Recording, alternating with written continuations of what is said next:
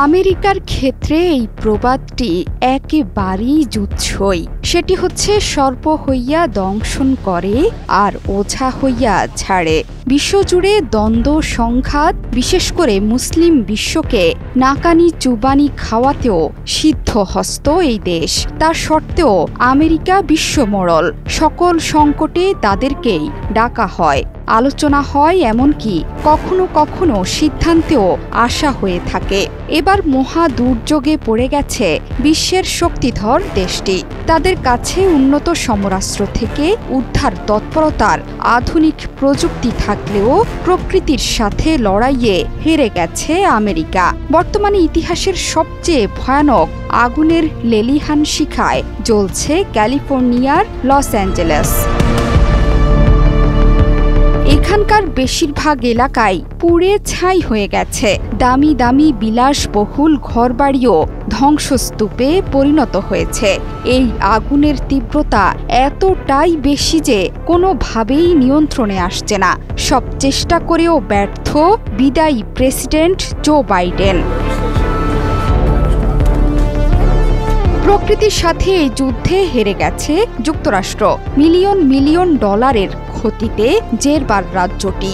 বলা হচ্ছে পৃথিবীর কোনো পানিই নাকি নেভাতে পারবে না দেশের সবচেয়ে বিলাসবহুল আবাসনের এই লস অ্যাঞ্জেলেসের আগুন।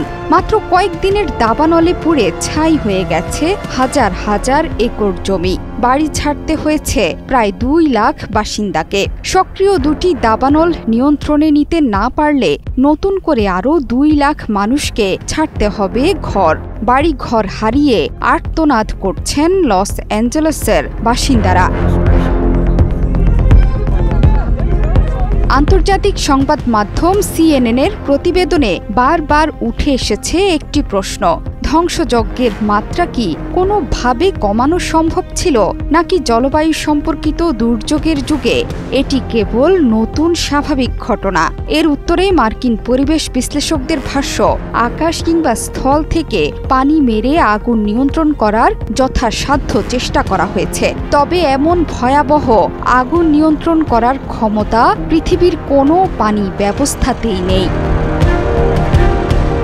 লস অ্যাঞ্জেলেস কাউন্টির কর্মকর্তারা এই দাবানলের আগুনকে একটি নিখুঁত ঝড় বলছেন, যেখানে ঘন্টায় 100 মাইল বেগে হারিকেনের মতো ঝোড়ো হাওয়া বয়ে যাচ্ছে। এমন বিরূপ আবহাওয়ায় দাবানলে বিধ্বস্ত এলাকাগুলোতে পানি ঢেলে আগুন নিয়ন্ত্রণে করা একেবারেই অসম্ভব। লস অ্যাঞ্জেলেসে পানি সরবরাহকারী বিভাগ জানিয়ে দিয়েছে, এই ধরনের আগুনের সঙ্গে মোকাবিলা তারা আগে কখনো করেননি। ফলে এই বিষয়ে তাদের কোনো অভিজ্ঞতাও নেই। ঘন্টার পর ঘন্টা পানি দিয়েও আগুন নিয়ন্ত্রণে আনা যাচ্ছে না। এই আগুন কিভাবে নিয়ন্ত্রণে আনা সম্ভব হবে সেটি নিয়েও চলছে জল্পনা কল্পনা। অনেকে বলছেন শহরের পানি সরবরাহ ব্যবস্থা এমন বিপর্যয়কে নিয়ন্ত্রণ করার মতো করে তৈরি করা হয়নি। নতুন বিপদ হচ্ছে এই আগুন এখন নতুন নতুন এলাকাতেও ছড়িয়ে পড়েছে। এরই মধ্যে লস অ্যাঞ্জেলেসের ওপর দিয়ে বয়ে যাওয়া ঝোড়ো বাতাসের গতি বাড়তে পারে বলেও পূর্বাভাস দেয়া হয়েছে। তাতে আরও বাড়তে পারে আগুন। গত মঙ্গলবার থেকে আলাদা 6টি দাবানল লস অ্যাঞ্জেলেসে ছড়িয়ে পড়ে। বর্তমানে সেখানে 4টি দাবানল সক্রিয় রয়েছে।